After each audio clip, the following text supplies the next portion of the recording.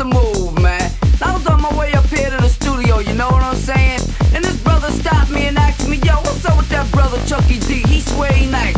I said, yo, the brother don't swear he nice, he knows he's nice, you know what I'm saying?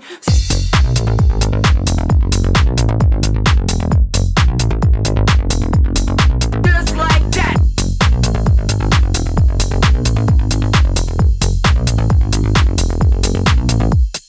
Today we are here with the beautiful, lovely Lauren Noelle. Hello. How are you doing? I'm good. How are you? I'm so good.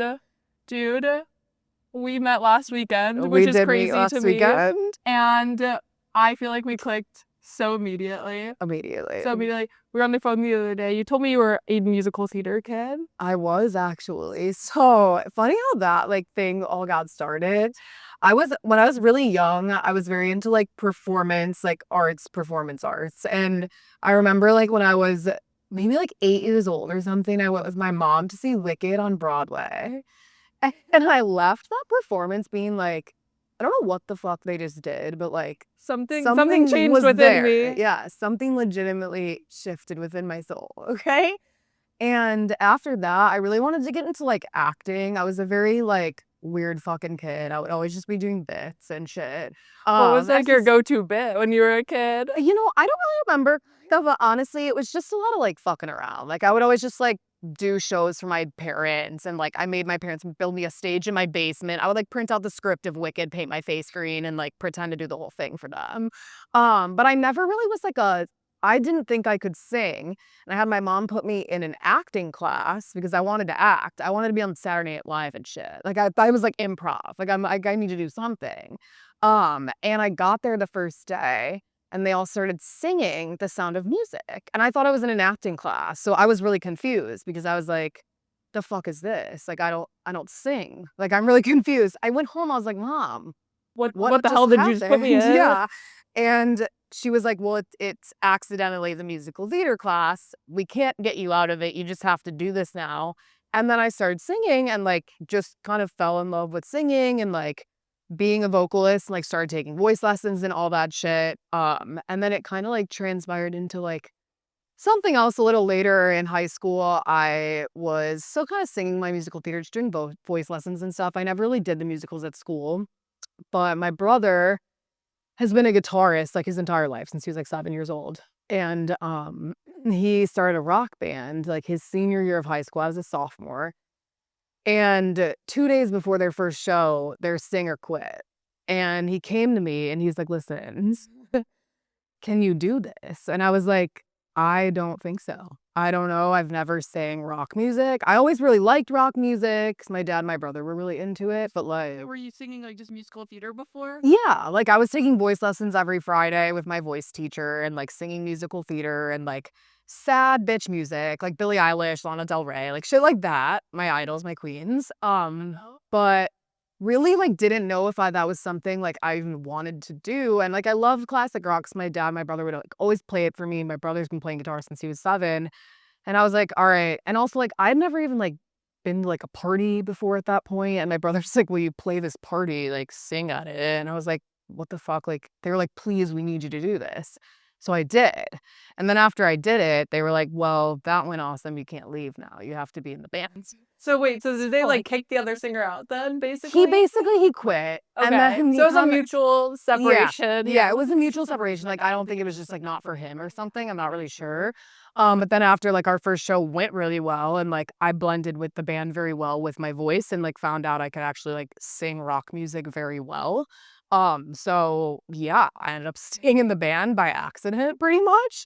And we played a ton of basement shows and I played at a ton of bars in the city, 16, 17 years old. We recorded a couple albums back in the day, wrote some music.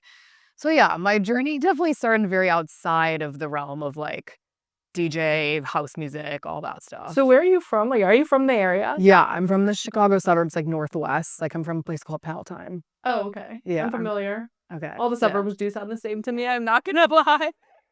Can't claim I'm from Chicago. Piece of fucking you know, I have not, respect to that though. Thank because you. People be I'm from Plainfield and they're from, or I'm from Chicago, but they're from Plainfield. And yeah.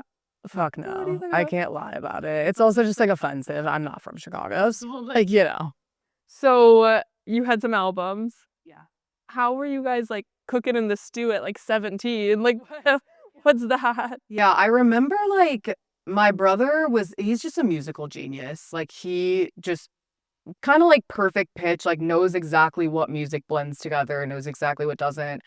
And we would just like sit in my basement, sit in like my drummer's basement and like kind of like bounce ideas off of each other for lyrics. And like when you're playing with a band, it's like very different than playing as a DJ like by yourself, because like you really have to work as like a cohesive unit together. And like the unspoken connection and like the eye contact and kind of like the body language, like you can tell when things are off and like when things have to be on. And kind of like, again, like you're not just doing it by yourself, you're working as like a team. So it was hard like finding a name. It's hard to like, because everybody has to agree on shit, right? So what was the band name? It was Northern Lights. Okay. So what was the inspiration behind that? Really the inspiration was just that we couldn't find any other name that everyone agreed on.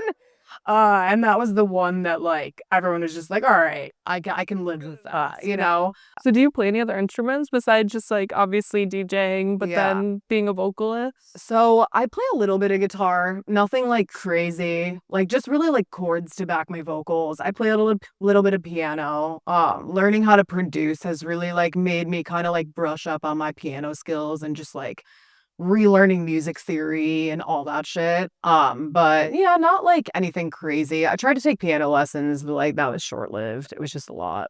Yeah. Yeah. Yeah. Yeah. I have dabbled in many instruments and I can't say that any of them stuck, but yeah, it's a commitment and it's hard, you know. Yeah. So what was your favorite like rock song to sing? So my two like favorite bands in the entire world are Led Zeppelin and Pink Floyd. Okay. Solid yeah, choices. Those are like Led Zeppelin's probably my top. Dazed and Confused, like singing that song was always like my favorite thing to sing. Wish You Were Here, Pink Floyd, like kind of basic, I know, but they are like the rippers of that the band has created. And singing those, Robert Plant's voice is very like in my range of like vocal, like so he has a very high voice for a man and I have like more of a lower voice, like lower raspier tone, so like it very much works very well like translating wise like when I would sing the songs. So yeah, those are probably my favorite. They used to have me rap a little bit back in the day. You were a rapper? Did you have a rapper name? I was not a rapper by choice. My brother and the band, it was 2016. Okay, so like big age for the rap era, and they used to have me rap like Kendrick and like all this shit. I was not good at it, and I hated them really for doing really it. want to ask you to like spit us a bar right now. I won't put you on the spot like that. You don't want to hear it, honestly. It's not great. I do. Maybe after behind the scenes we'll exclusive content. I'll do it for you in secret. Thank you. Yeah. So how did you make the transition from doing like actually being in a band, being in a rock band, if anything, like to producing, doing DJing? Yeah, so my brother started producing like shortly after we recorded like our first album, just because we recorded our first album in some guy's basement and it didn't sound that great. All right. And my brother was like, I need to learn how to do this. Just because like if we want to make more music or like if I just want to do something on my own, like I have like the ability to actually do that. So he started learning how to produce a long ass time ago. And then in college, like I remember it was like my freshman or sophomore year of college, he came home with like a little DJ board and he was like, I'm gonna learn how to be a DJ. And I was like, oh, okay, sure.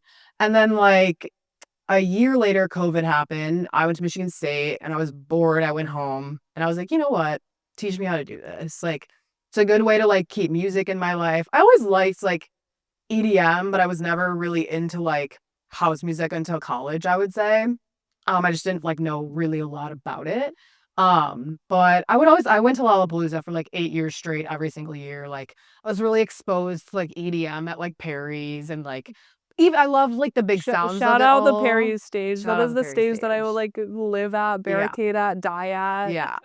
And just like the big energy I felt like from DJs and just like from that live performance, it always was like something I liked. I never like didn't like it. I just was in like a very different realm of like music at the time. So then I started getting into house music in college and I was like, you know what? Teach me how to fucking do this. Like I'm bored. It's COVID. Like I love music. It'd be a way to kind of continue like music in my adult life that I never really like thought about necessarily. And then I got the job at my college bar at Michigan State, and I worked there for like a year.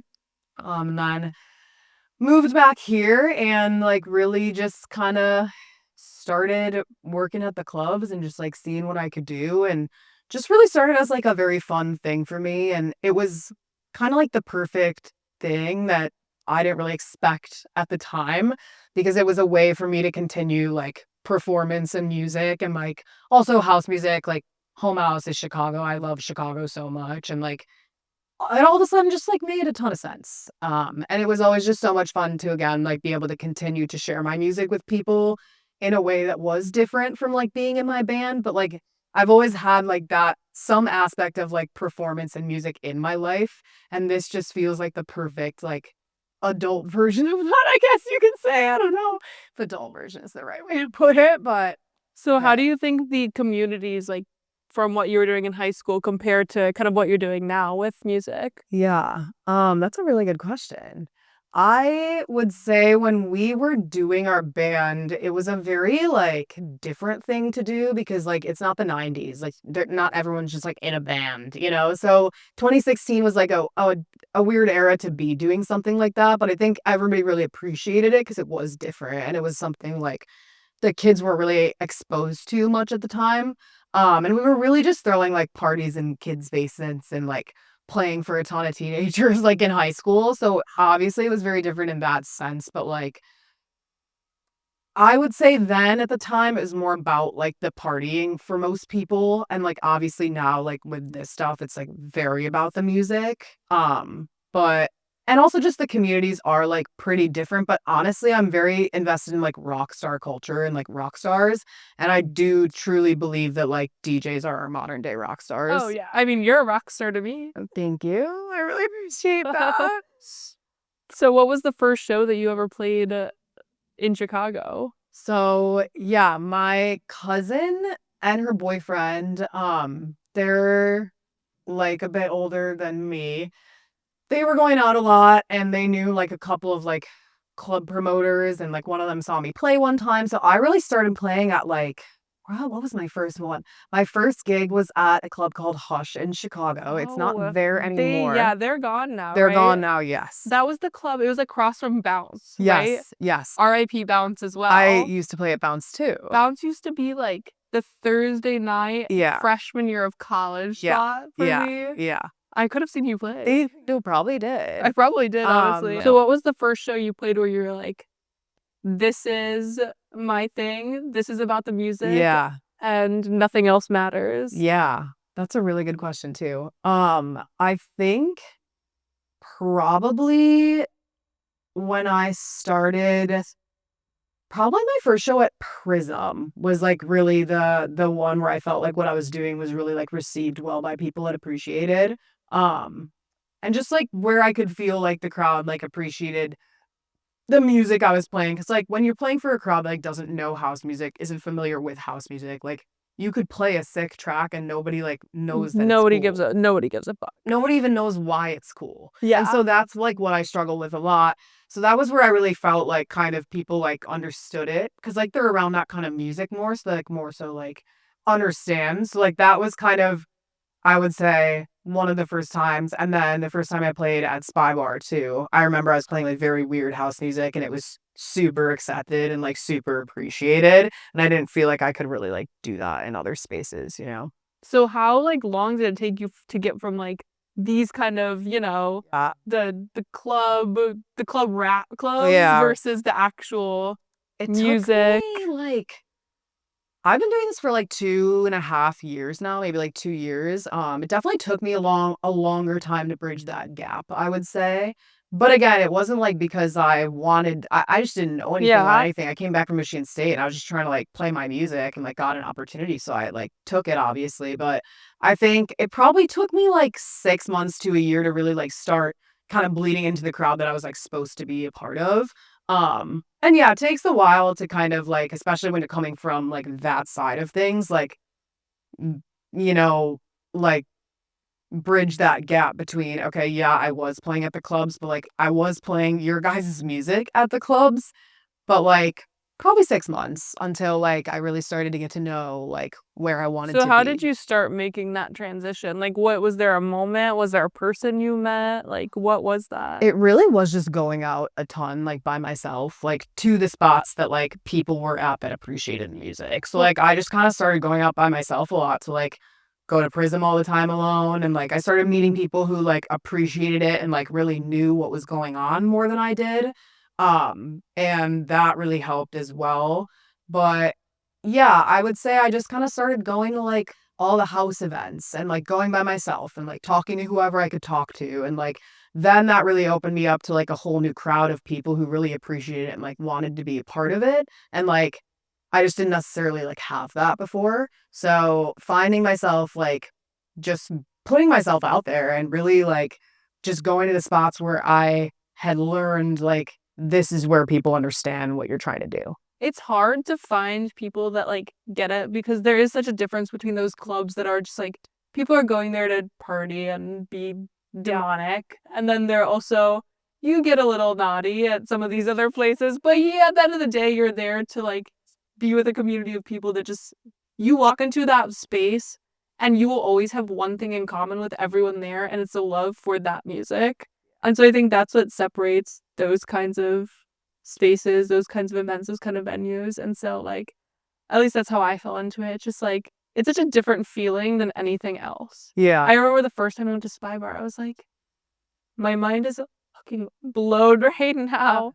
And like I go to a lot of things alone too. And I really is going to things alone where you just meet people who will literally change your life, and not in any crazy way, but just make you feel like you can bridge that gap between what you don't have and what you want. Yeah. And I think everything in my life like has to hold like some sort of meaning to it.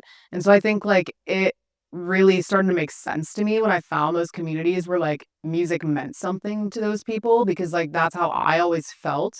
But I just kind of like at the beginning that didn't necessarily like fall into the right spaces. Obviously just like kind of what happened, like how it went. But when I say similar to you, like when I started realizing like, oh, we're all here because of this one reason, and like music is my life. It's like the only thing that I live and breathe for. So being around people who like really got and appreciated that was like such an experience I never really felt before, you know? Yeah. So you're also a therapist though. I am. Where did that come from? Let's dig into that a little bit more. Let's process that. So when I was younger, I was like the most anxious little bitch alive. Okay. My stomach's always hurt and didn't know what was going on. I have very bad anxiety, and I just did not know, like the world was a lot for me, and I just didn't really know how to navigate it. It's fucking scary. Yeah. I struggled from a very young age with like depression and anxiety pretty bad. And I remember I went to see my first therapist ever, like had no idea what was going on. Blessed enough to be able to like even see a therapist at the time.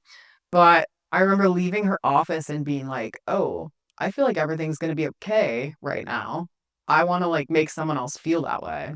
And so just with how much it's taken over my life and like how much it's impacted me in negative ways, like from a very young age, I always wanted to be able to like be the person for somebody that could like help them figure it out. Cause like I always struggled really badly to figure it out.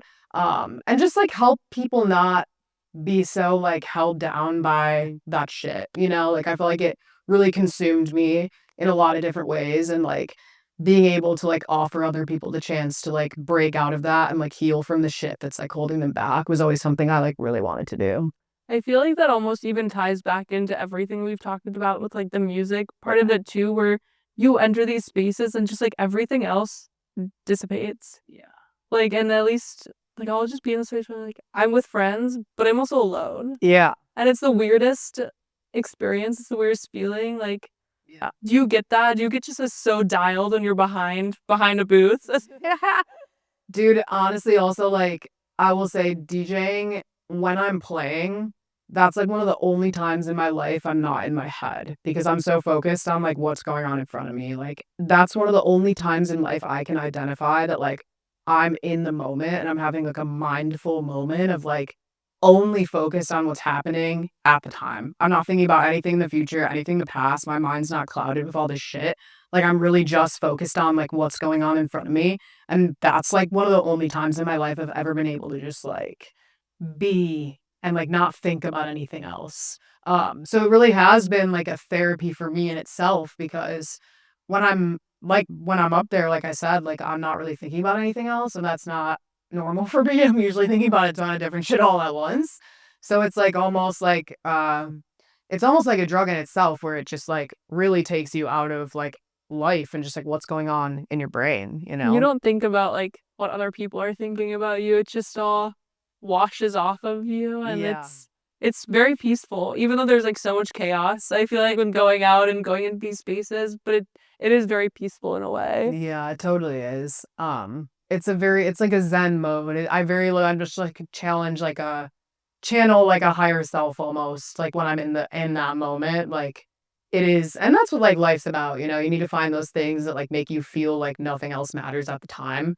And like I never expected like that DJing would be that thing for me, like, and that just goes to show like you end up in the spaces you're supposed to end up in, and like it all eventually makes sense. But yeah, it's very interesting. So, like, what do you see this being a part of your life forever? I'm assuming yes. Yeah. What's the end goal? Like, big dream, 10 years from now? What does that look like to you? Or is it just kind of going with the flow? I think right now it's kind of going with the flow. Like I used to have a lot of expectations for like where I wanted things to be. And I think that kind of can get in the way of things sometimes, for sure. I definitely have like my goals right now. I'm really just focused on like producing a ton of music and making a ton of music. And honestly, the one thing too is like I never wanted to force it. So like if I was up there and I wasn't being like received well by the crowd or anything, like that was my sign to kind of like, all right, I'm gonna do this for fun. I'm gonna make it like, you know, my hobby. Like music's always gonna be a part of my life no matter what. I'm a creative person. I've always done that. But I would just see the way that it was received very well, and like by just being myself and doing my thing, like people appreciated that. And so like that was kind of my sign to like keep giving it a shot and like keep going after it. And it's my biggest dream to be a touring producer DJ. But right now I kind of got into production like a little later, I would say. Like I started doing it like a year and a half ago really seriously. So I still have like no idea what the fuck is going on, but I'm really trying. Like I work on it every day, really trying to stay committed to it. So right now I'm really just trying to like make the music and the art that like speaks to who I am. And if that's received well by people, then great. And if it's meant for me, then great.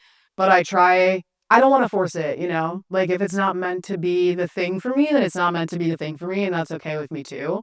But I think just like I'm really trying to stay true to myself, and that can be hard to do sometimes, especially when there's a lot of like expectations or like viewpoints on like what you should be doing, what you shouldn't be doing, and like where you should be playing, what you shouldn't be playing, and like even types of music and genres. Like sometimes it's frustrating feeling like I have to like find one sound and like make one kind of music. Because I'm always changing and like growing and evolving. So it's interesting. I think my goals right now, like to put that all into one thing, is basically just try to really like make the art that speaks to me. And if it speaks to other people, then that's great. If it doesn't, it doesn't.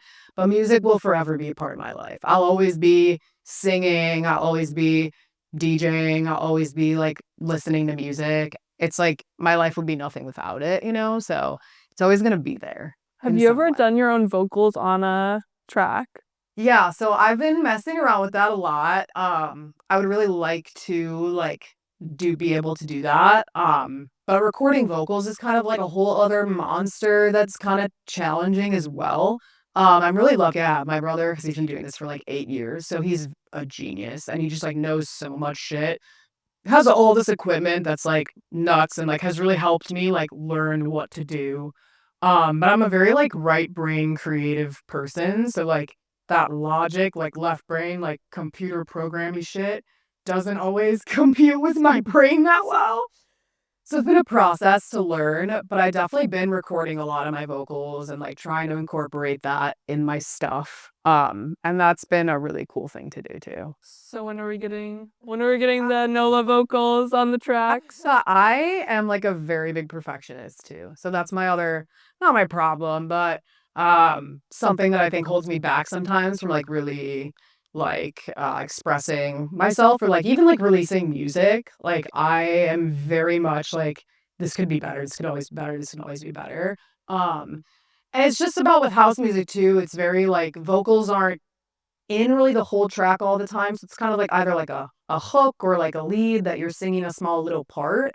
So I'm trying to really like figure out where that stuff fits and like how to put it in very good.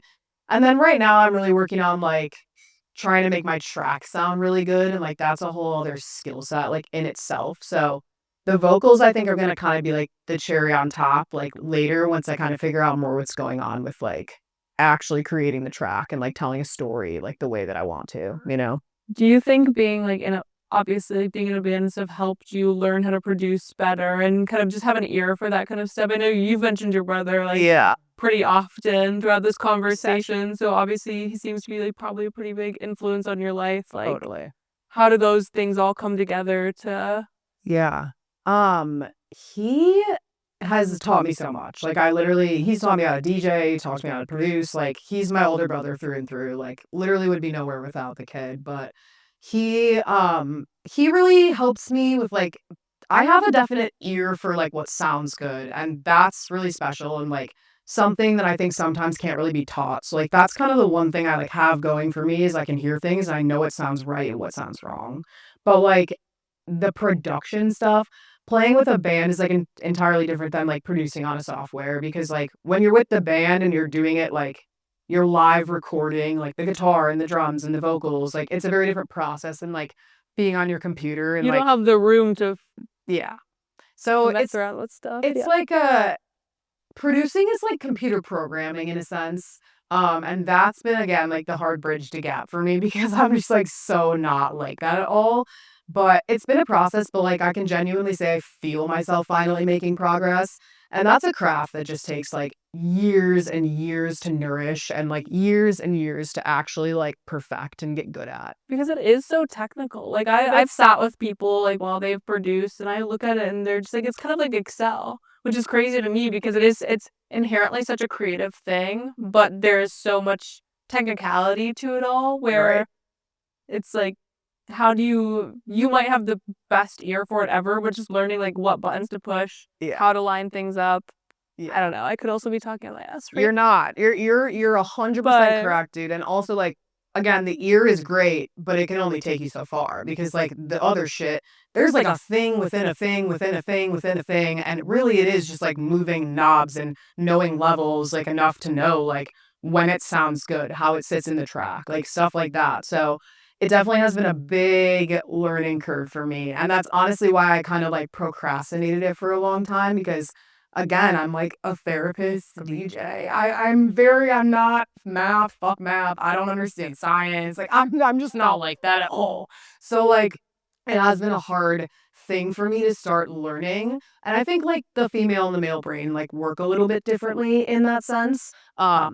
I know some research that says it does work differently. I think we can I don't think we need some research to say that the female and male brain are different. But it's we approach like that work very differently too. Like we come from like a more like feminine energy type of place. So I think it does like look a little like the creative process looks a little bit differently. So it's been a journey. And it can get frustrating sometimes because again, you don't think of making music as turning all these knobs and like pressing buttons until something fucking sounds right. And like knowing all these numbers and shit. You don't think of it that way. But that truly is like what it's become, especially nowadays with like our laptops, our computers, like just that software it's so different than having like a whole studio that's like hands-on where you can actually like touch and move things and like press buttons in front of you. Like you're just really on your computer on a screen. So it's definitely been a journey, but I finally feel like I'm making some progress and like have some tracks that I'm happy with. But again, like I'm that perfectionist part of me always kind of nips me in the butt with like and it's not ready yet type of thing. So from a therapist's perspective, how you take female and male DJ, how are their psyches comparing? What are the biggest differences you're seeing there? I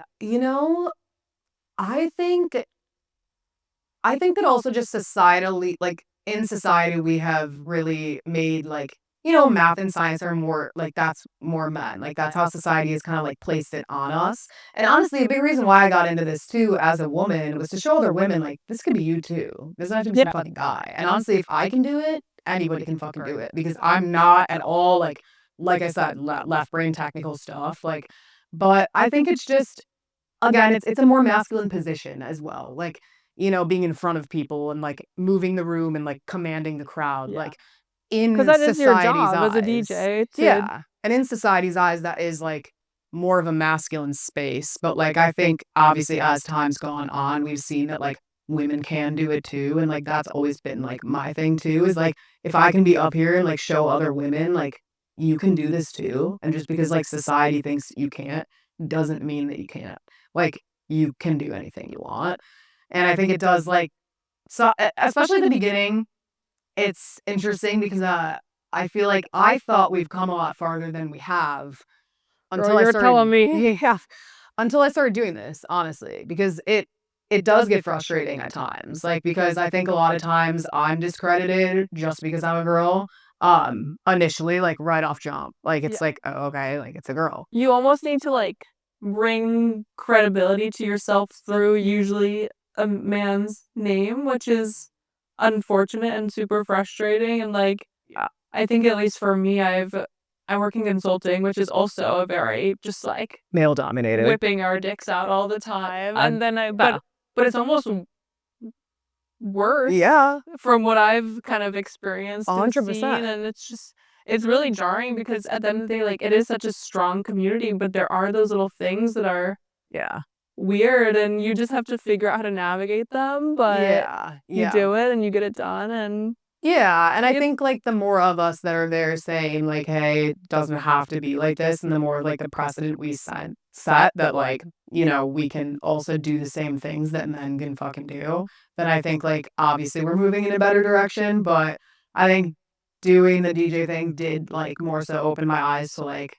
we are a little bit further back than I thought, I would say, like just for certain reasons.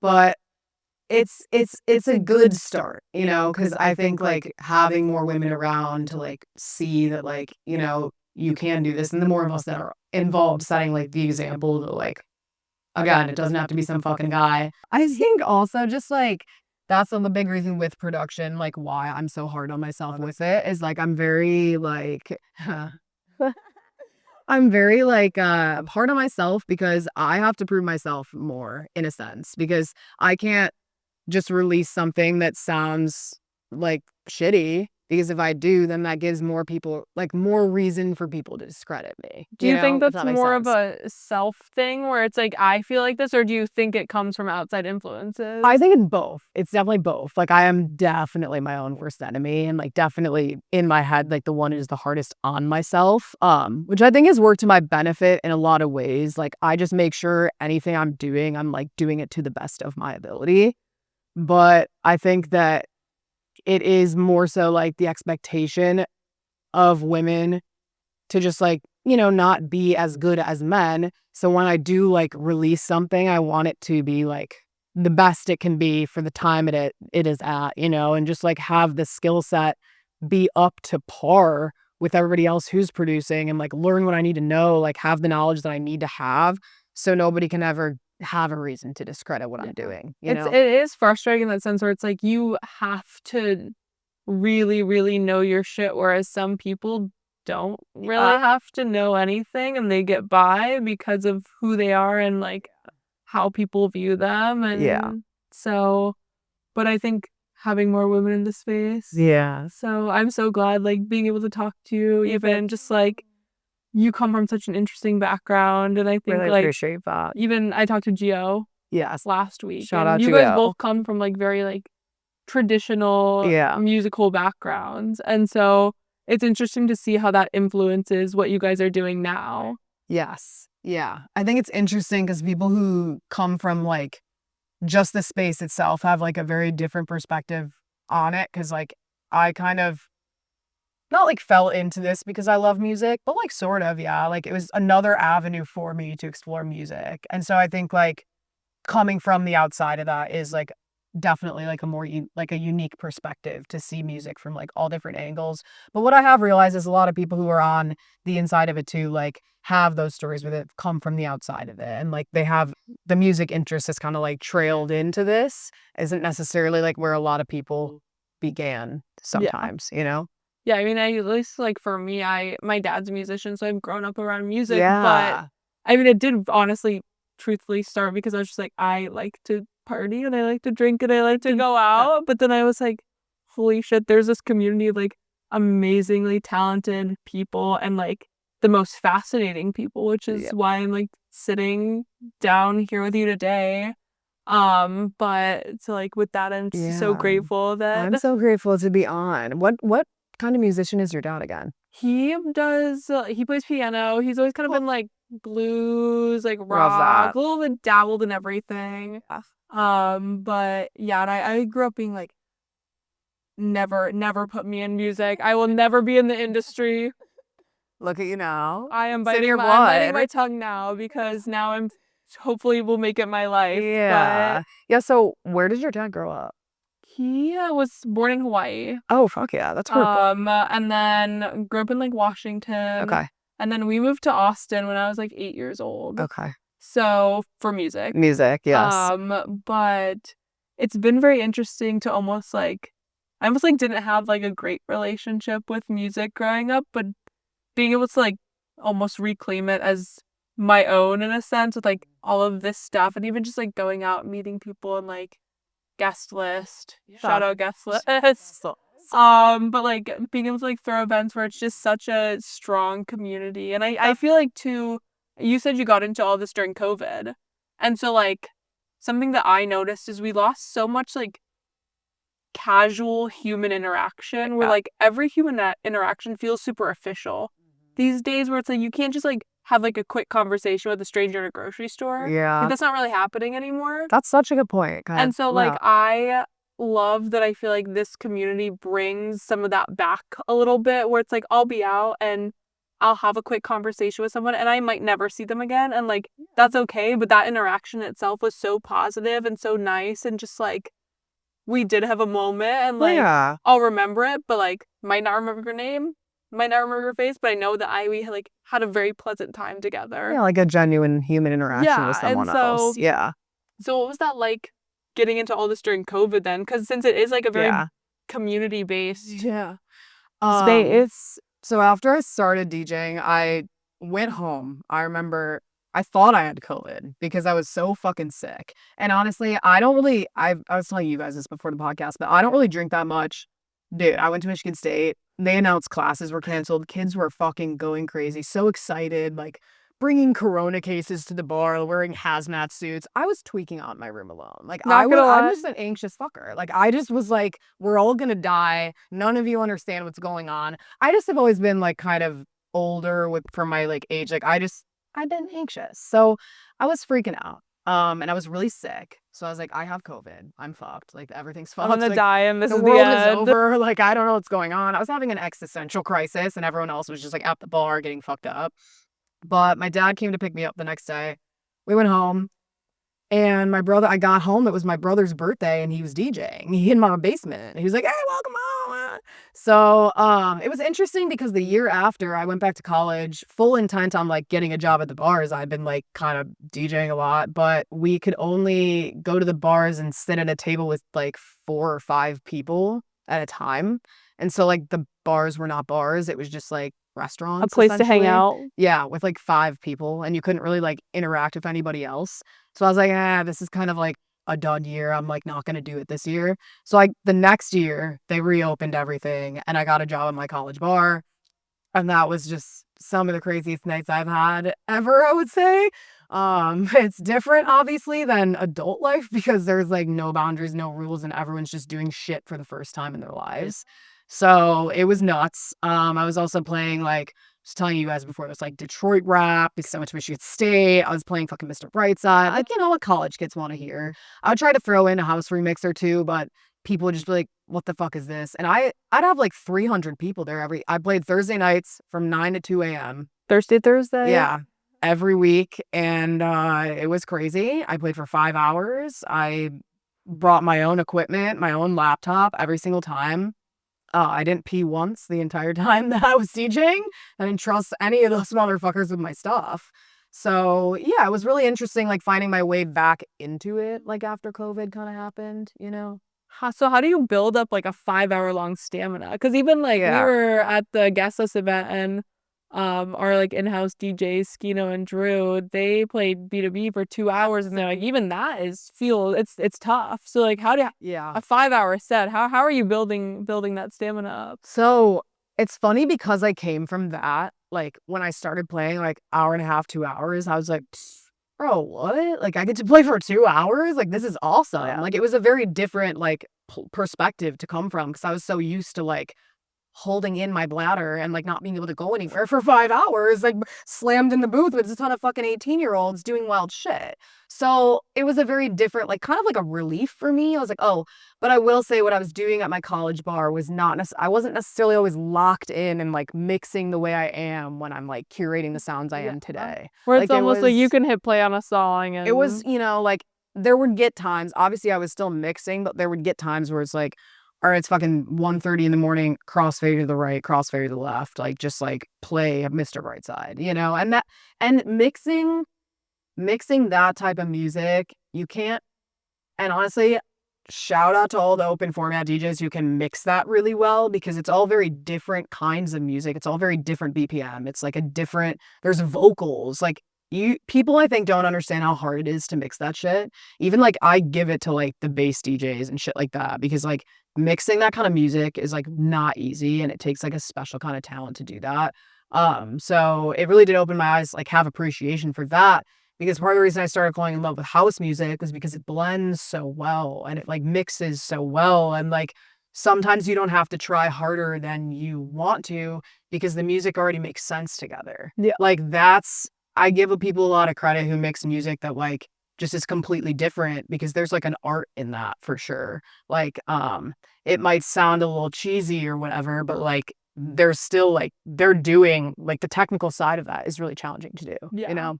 Yeah, I remember I dabbled in trying to DJ. Yeah. Did not clearly work out for me, but because I was like, well, like realistically, the first places I would play is like low-key like dingy places where people want to hear like Mr. Brightside and like rap and whatever. So I was like trying to learn how to mix like those kinds of songs and I was like, this shit is hard. Like honestly, respect to those people. Like not that I want to go out and see like a set of that, like, but like to be able to mix that is harder, honestly, from what I've seen than like house. I think house, like because it blends so seamlessly, you have more creative freedom in the moment. And to pick up with people's vibes, to get a little more creative with it all and do some fun shit. But with all of that, like it is more technical in the sense where like you can't just hit the crossfade and it's gonna blend together. You gotta blend vocals that are like, you know, from Kendrick Lamar to like Kelly Clarkson. It's like that's fucking hard to do. I just think it's nuts what they do because like that's very technical in itself as well. And like, yeah, I love what you said about like house and like giving it, like I'm allowed the creative freedom to kind of like mix how I want and like what I want. But it's because the music already works so well together. It's not so drastically different that I have to like really creatively come up with like how I'm gonna execute that very well, you know? I think a lot more thought has to go into that stuff than, you know, being able to just show up with my USB, show up with a playlist of music that I think is awesome and be able to in the moment kind of like curate that moment, you know? So like, how do you think you differentiate yourself, but also just how do you think it's important to differentiate from like such a big crowd and all these people that are getting into it now? Yeah. I think that you just have to, and I know this is such a cheesy answer, but it's the truth. You just have to be yourself and you really just have to like authentically express who you are as a person through everything you do, through your sets, through your music. I've spent a lot of time I think sometimes trying to fit into boxes where I'm not like it's not genuine or authentic to like who I am as a person. And that never translates well. And if you're not being yourself up there, the crowd can feel it. It's an energy thing. Like they can feel that you're not being yourself and it will not hit. You will not be received well. And that's the thing that I've learned the most is like, it's hard to like be in that space where like you think people want these things from you, right? But really what people want is someone that can just be themselves and connect with people who are like them in the crowd. And like if you can really just stay true to what you want to do and like fuck anyone else's opinion on like what track they think you should play or what music they think you should be making, like you really just have to do your own thing. And like that's what I've like really been trying to do, like I think recently, is just like put it all out on the table and just be yourself. And also just like be creative with it too. Like I think you have to like do something different and you have to stand out, right? But it's like that there's like sometimes like pressure around that too, like to like be different, but like by being yourself, like you are being different. Because nobody is the same. Exactly. Yeah. Like, and again, like if that's working, like that's the only thing that's ever gonna work. Like if you're trying to be someone you're not, whether you know it or not, people can see that and people can sense that. And that's what because I've tried to do that. I've tried to play music that's inauthentic to me. I've tried to like make music that's inauthentic to me and it doesn't go well. I'm not fulfilled. The crowd's not fulfilled. Like it doesn't work. And so that's what I think. And it can be really hard. Like what you said with your dad being in music, how it kind of pushed you away from it. Like doing this for fun versus trying to make something of yourself in this is two very different things. And I think when I was doing it just for fun, I had a lot more creative freedom because I didn't give a fuck because nobody else was thinking anything about what I was doing. It's not your livelihood on the line. Right. And no one else was ever like thinking about anything about what I was doing. Now with like all the opinions and like the exposure, like that can get like kind of messy and like you can kind of make yourself think that you should be doing like something different, but you really have to like come back to yourself. Who am I and why did I start doing this? Like I had to have a very like come to Jesus moment with myself at some point and be like, you do this because this is who you are. Like you're a creative individual. You would be making music regardless of whether you were in this space or not, whether you find yourself in the DJ space or not. Like I would always be creating. And like, that is just why I do this every single time. And like, I need to stay authentic to that little girl who's, you know, playing Lick in her basement. Like, that's just like kind of what I come back to a lot is it's just like, I'm here because like, that's what I was always supposed to be doing, whether it be like for people or for no one. Like, you just have to like stay true to like who you are and what you want to do. And no matter how many opinions there are out there, like what people think you should be doing, you really have to ignore that because like the minute you start like letting that get in your head, it can make shit really complicated. It's hard, like, because you hear everything, like you hear people talking, like, and even just like, I'm also an anxious motherfucker. Like, I'm like, oh my God, everyone hates me all the time. But like, at the end of the day, it's not about what people think. It's just about the love that you have for this art and like this music. And so I think like, I have one final question for you. Yes. So, you're behind the booth. You want a baddie up there. What's it taken for her to get back there behind your booth? What's it take for someone to get behind my booth? Oh my God, nothing, dude. Anyone's fucking allowed behind my booth. That's the other thing about me is like I have not always like fit in immediately everywhere in my life. And like I have been like the weirdo with no friends. So like literally anyone is allowed behind my booth. As long as you're not an asshole. Number one requirement is just don't be a dick. Or touching the board. Don't be a dick and don't fuck up my set. Hey man, everyone's loud. Like that's like another thing too is like I want my shows to like be an expression and be a space where like everyone feels included no matter who you are or where you come from. Like there is always a spot for you at a NOLA show. And, like that's like another thing like I want to like express to people is like I really feel like I've experienced a lot of different like spaces in my life like socially and just like with myself. So I just want everyone to know like everyone's always welcome. Everyone's always welcome behind me, behind the booth, you know, in the crowd. I want it to be a space for everybody, you know. Awesome. Well, thank you so much for having me. I'm so glad that we could chat. You're the best. I can't believe we met like a week ago. It doesn't feel like that. I feel like we've been best friends forever. And shout out guest list. Shout out guest list. Thanks, guys.